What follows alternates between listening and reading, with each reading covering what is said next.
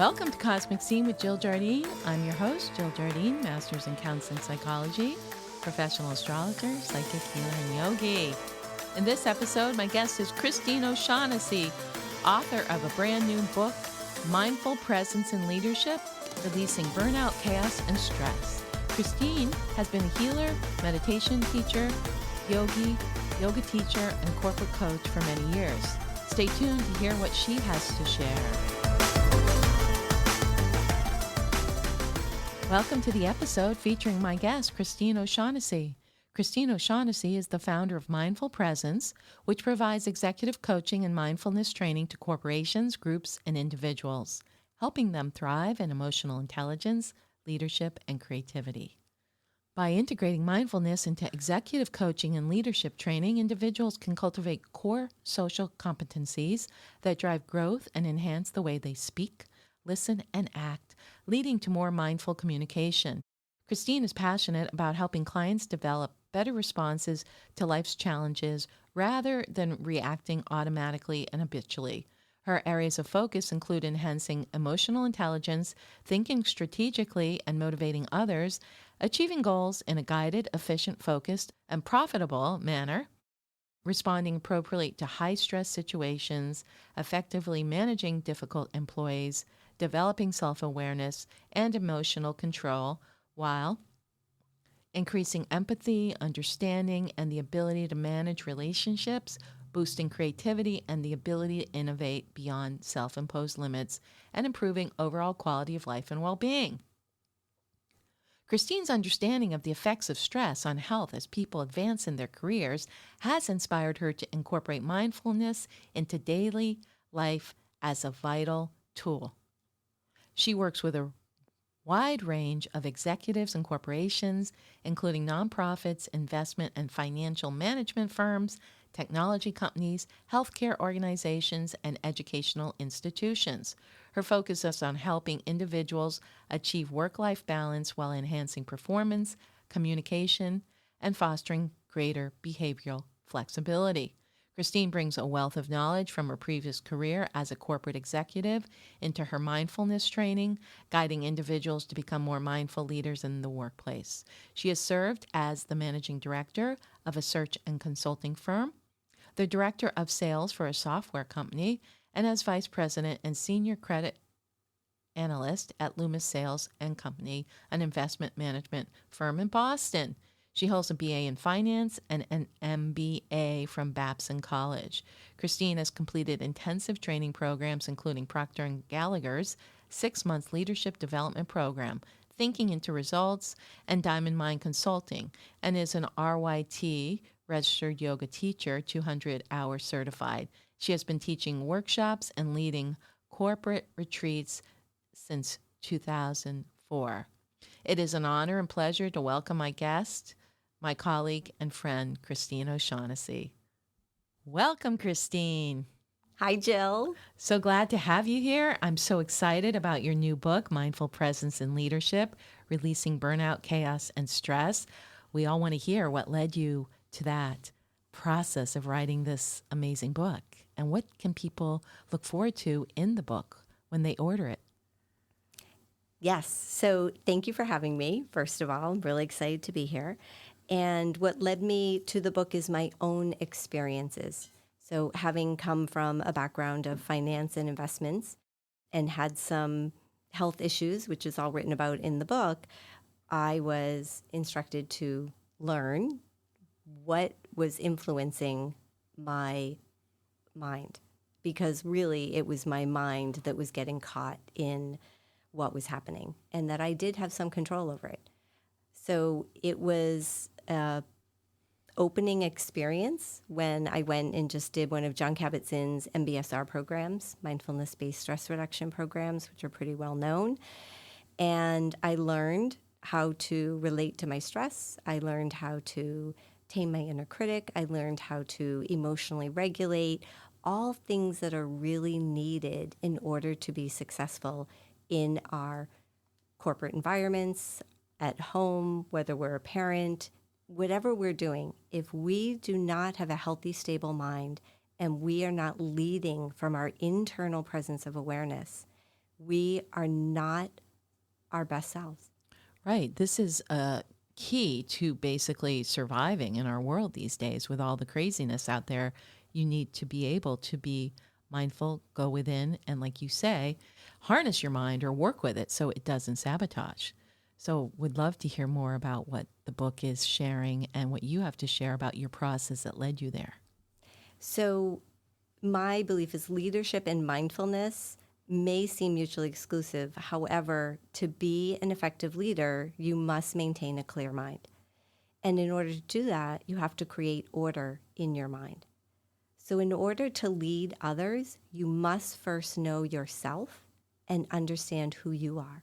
Only by taking control of your own life can you lead others effectively.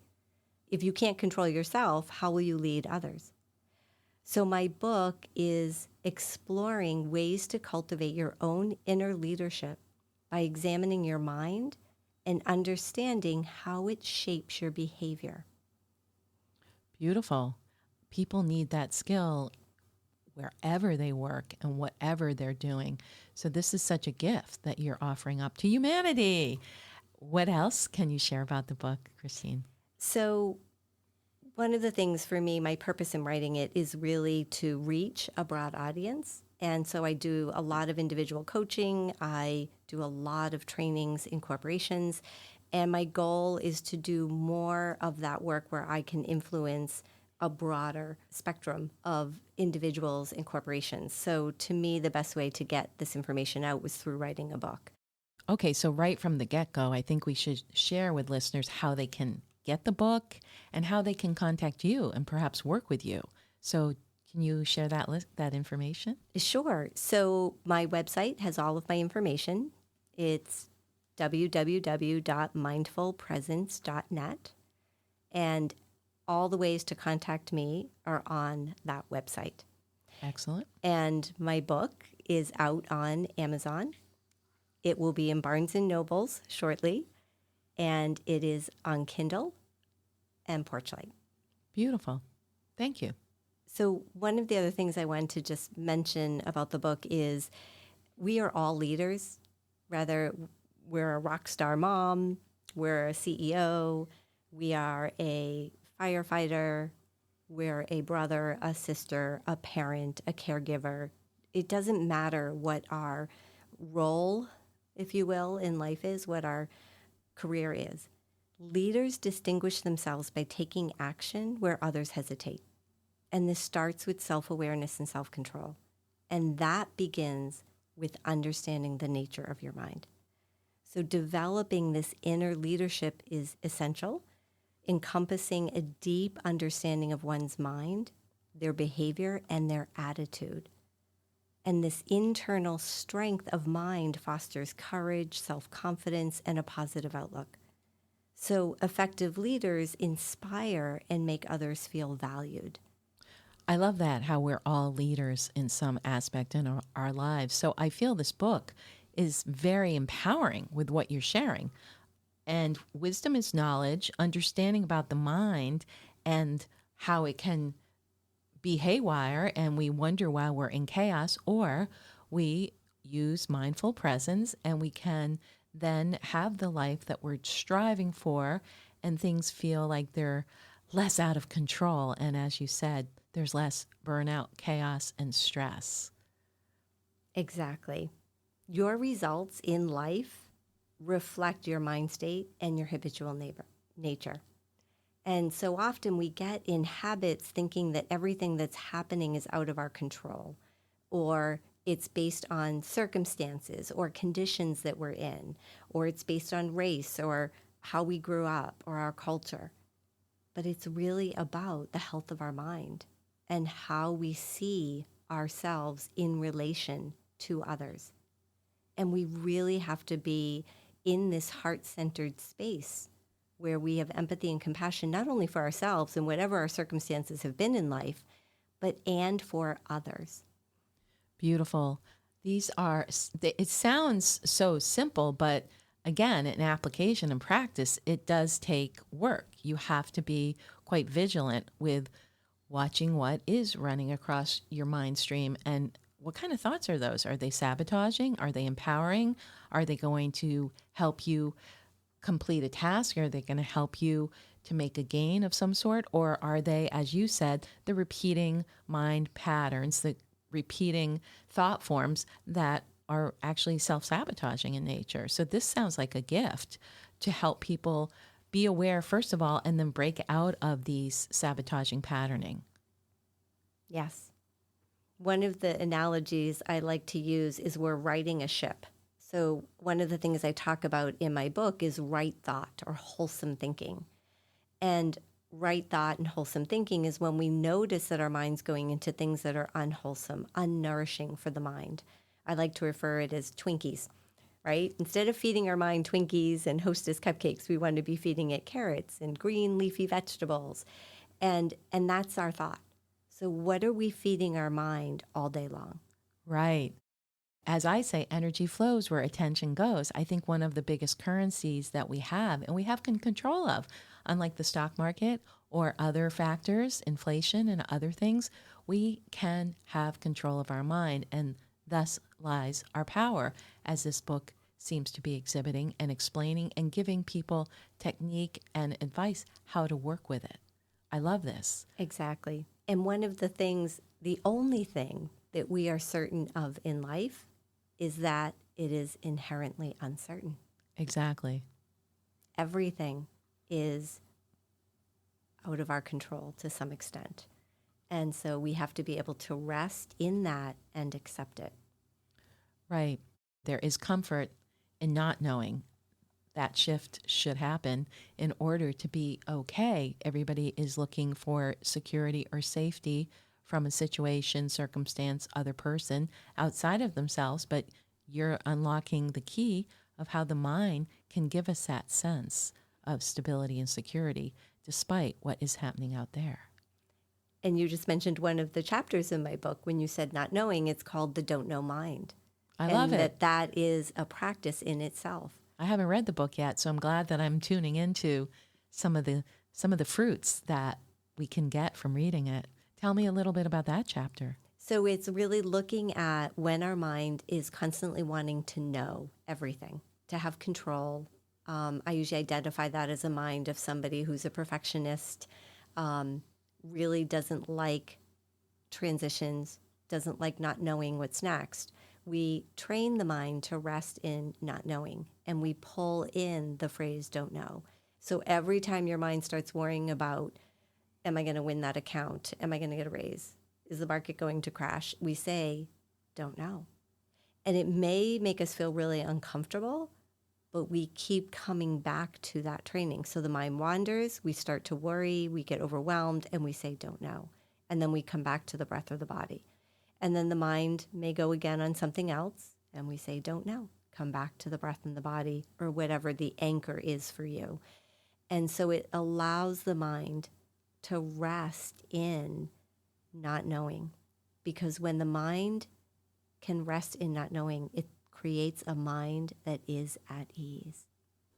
Oh, I love that. And so there's the comfort in not knowing, which actually comes from Buddhist teachings. It does, and it's in the Zen tradition, Buddhism. It's the don't know mind teachings in a lot of different genres of teaching. Right. And so you have studied Buddhism. Yes, And so a lot of these Western practical techniques for calming the mind have roots in the Buddhist teachings. they do. They do. But the goal of my book is to really extract that Yes. and to just make this very mainstream. Yes. My mind behaves this way, and I'm going to apply this practice. Right. My other favorite section is taming the inner critic, right? We all have inner critics, imposter syndrome. We feel like we're failures or not good enough. And, a lot of those teachings are just teachings of how to look at your inner narrative and to train it to look at it a different way. And there's different tips and tricks that I put into the book about how to tame your inner critic. That's fantastic. You've already shared two techniques, the resting in the not knowing mind and then taming the inner critic. When we come back, maybe you can share some of other techniques, of course, they're going to have to get the book and read it. And let's just let them know how to get the book again. So they can get that on Amazon, Barnes & Nobles shortly, Kindle, and Porchlight. And that book is Mindful Presence in Leadership, Releasing Burnout, Chaos, and Stress. My guest is Christine O'Shaughnessy, author. Are you interested in natural health and regenerative healing? Do you want to work with vibration to heal your body? Check out this patented wearable light technology at www.lifewave.com/JillJar. LifeWave is a company that has patches that you wear. So it's not transdermal, you're not taking anything in. And what these patches do, they activate your body's light. It's called biomodulation. And that light is activated, your body starts producing GHK, copper peptides, which in turn activates stem cell production. That's right. So wearing these patches will regenerate your body, reflects your body's light back into your tissues, and you become more vital, energized, reduce pain, inflammation, improvement of sleep, increase strength are all possibilities. Other benefits could be hair quality, rapid wound healing, mental clarity, increased joy and stamina, your skin appearance and wrinkles could go away. Again, all probable and possible depending on your chemistry. Others have enjoyed increased sports performance and recovery and restored muscle or skeletal conditions. Check it out at lifewave.com/JillJar and order yours today. Welcome back. My guest is Christine O'Shaughnessy, author of Mindful Presence in Leadership, Releasing Burnout, Chaos, and Stress. Christine, if there was a message that would relate to my listeners that comes from your book and how they can improve their situation, what would that be? Everything in your life begins with a thought. What you think and believe shapes your reality. You can change your outcome by changing the way you think, and you have the power to do this. You have the power to choose what thoughts you entertain. Do you choose thoughts that motivate, inspire, uplift you and others? Or do you choose to focus on thoughts of overwhelm, struggle, exhaustion? It's your choice. That's right. I think people need to listen to that over. I want you to say it one more time because it really has you, wait a minute, I can control my reality.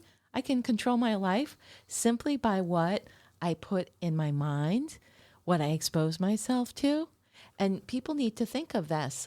It's like food. What you take into your body, you're going to have repercussions. So if it's healthy, you're going to feel healthier, have more vitality and energy.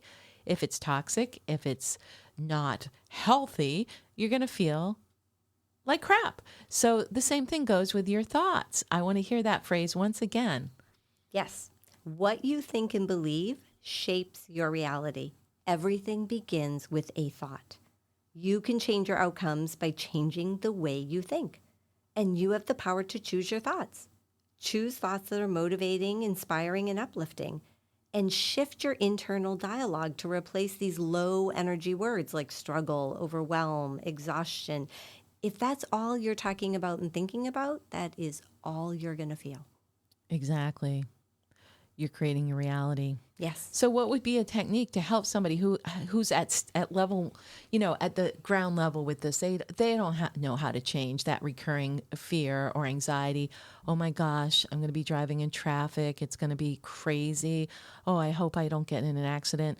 Somebody who has what my engineer Tom and I call Debbie Downer thoughts. How would you help reprogram somebody who tends to go to those dark places or those fear-based? Fear is false expectations appearing real places. I love that. Yes. And Debbie Downer, the other phrase I love is Kathy the complainer, right? Oh, that that's a new one. That just complains all the time. I used to be that person. So how to do this, start very simply with when you notice that you're going down that habit trail of negativity, you next it, next it. You stop and you say next thought. But you have to have the awareness to see that you're stuck in that. Interesting. And then you have a choice and you just say next thought. One of my teachers and mentor, Tara Pillings, taught me this. And she said, just put on a Post-it note all over your house the word next, next, next, dashboard of your car, next to your bedstand, on your bathroom mirror when you're brushing your teeth. Because the things that we're doing habitually, we don't notice what's running in the background of our mind. And what's running in the background of our mind is very harming sometimes. Right. And we keep telling our same stories over and over again. And these stories are the most awful stories sometimes. And we're just stuck. And so now we have to wake up and look at some message that's going to remind you, I don't want to think that. Next. I know some people use the delete that thought, delete. What would you say, though, to somebody who, again, is on this automatic subconscious program that keeps running in the background and they're not aware of it, and they may feel like, oh, I have no control of that. I have no control. What would you suggest to somebody like that? That's where I really recommend, and I talk about this in my book, working with a coach or a mentor, because sometimes people can't see it. Right. And as they're working with me and they're telling it, I can see it. It's very easy for me to reflect back to them what's happening. And then every time I'm meeting with them and they're being reflected back, what this languaging, what this constant repetition of how their mind thinks, all of a sudden they can see it. Sometimes it has to be pointed out for them to see it. And then it takes time to change it. So a lot of my clients that I choose to work with privately coach for 6 months to a year, because we're completely shifting the way that they think. And some of these habits in thinking have been a lifetime, 40, 50, 60 years. It's not going to change overnight. But if you have a coach and a mentor and you work with them, there is huge change. Sounds like it's basically a form of therapy. Some people have said that to me. I've had people say to me, I have been in therapy for 5 years and I couldn't make this shift or get to the root of this one thing. And like when it hits, they're just like, oh my God, that's the thing. So I constantly hear that. So it's the importance of having somebody else mirror back to you, what is this patternings? But if they were to work with some of the techniques in your book, perhaps it would become apparent to them, oh, here's the program, here's the negative thought form, here's the background anxiety, and perhaps they could troubleshoot by using some of the techniques, although it's ideal to work with a mentor coach. Absolutely. Yes, by reading it. Even one of my mother-in-law read my book for me, and there was one part that she said, oh, I read that part and I didn't like it because it was me, right? So she could see it. Right. And so that will happen. And that's what I'm hoping, because the book has a lot of client stories, and I'm hoping if it's not the way that I'm explaining the teachings, one of the stories might resonate, and you'll see yourself in that story and go, oh, that's me. Christine, is there a testimony or a success story from one of the clients that you worked with? Maybe it's in your book, but I'm sure our listeners would love to hear it. Yes. Two actually come to mind, but one is someone who reached out to me from attending my corporate presentations, where I do a lot of 8-week trainings within corporations. And she reached out and said, I'd like to coach with you separately because I'm having this issue with my boss. And basically, she had created a story in her mind that she was going to get a horrible review in December. And it was because of feedback she was getting.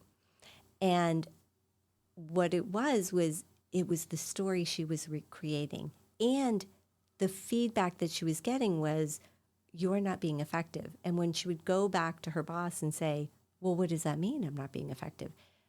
And she would say, see, you're trying to defend and justify. And there was this complete disconnect in communication. Interesting. So we did a lot of work on improving her communication. And we did a lot of work at looking at her ego and where she was getting tripped up, and taking the feedback and flipping it in a way that was not beneficial for her. And once she could see it, she started to shift the way that she did things. And she ended up with an amazing review. She ended up befriending her boss in a way that they're completely different people, but they now will go out and have dinner socially. Never expected it. She got an amazing review, a raise, and that was within 4 months. So we started in September. She got her review in December. And she says, if I hadn't done this work, I don't think that would have been the outcome. Because Right. what I kept doing was blaming, justifying. I kept trying to defend my work. Here's this. And then she would say, see, you can't hear me. So they were stuck in this disconnect of Yeah. communication. And, someone said to me, well, did you work with her boss too? And I'm like, no, because it only took one person to change her mindset Right. and not view her boss as the enemy, but say, how am I interpreting this? What am I doing that's causing me to respond this way? It was all changed by her changing her thinking. Right. Heal yourself, heal your relationships, heal the world. So this practice, these techniques are so important. And you bring up a point. I think everybody is stuck in some kind of loop. And unless they work on it and have maybe another neutral party, so to speak, that they will keep perpetuating, whether it's in marriages, whether it's in relationships of other sorts, and certainly in the workplace, that a lot of people are what we would say clueless, that this is what they're perpetuating in their reality. So these techniques tend to really bring it to the mindful awareness of what needs to shift. Absolutely. What a gift. So, what's next for you, Christine? The book is published. You're going to take your show on the road. What are you expecting to unfold as a result of this book? Well, I've been blessed. Many of the corporations I've taught in over the past 20 years are offering book launch events, and they're buying the book for all their employees and then having me come speak. A lot of these companies I've been working with for many years and offer multi-week trainings and individual coaching.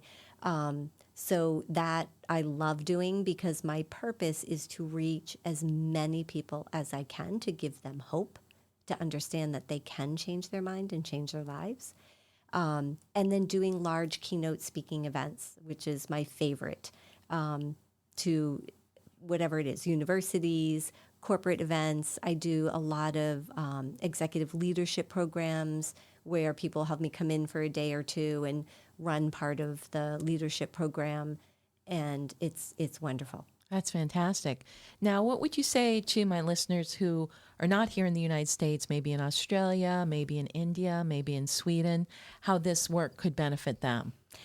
Yes. So this is universal because we all have a mind, and it's, do we want a healthy mind? And I teach worldwide. So I have clients in Asia, I have clients in Germany, London, all over the world. This is the wonderful thing of having remote virtual options, so through Zoom, I see people all over the world. Christine, do you have any final gem to share with our listeners from the book?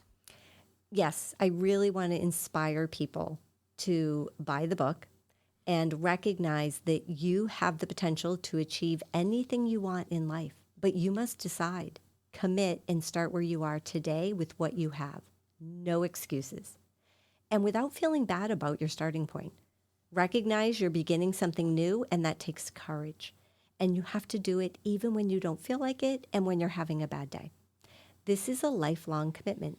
It takes repetition and persistence to change the way you think. And the only time to do it is right now, in this present moment. If you want less chaos and stress and burnout in your life, master your mind. And I really want to encourage people to keep this book on your desk at work. Keep it on your nightstand at home. Keep it in your kitchen. Return to it all the time. Practice the exercises frequently. The tools offered in this book only work if you take action. And repetition is the key to all learning. and it's necessary to change the inner landscape of your mind. Beautiful. Thank you so much, Christine. This has been a fascinating episode, hearing about your book. And one more time, how can people connect with you? Through my website, www.mindfulpresence.net. I also have a Facebook page, Have Mindful Presence, and LinkedIn. Those are all ways that you can access my information and get in touch with me. Thank you so much. Thank you, Jill, for having me. This was a pleasure and a joy to be here today. I really appreciate it.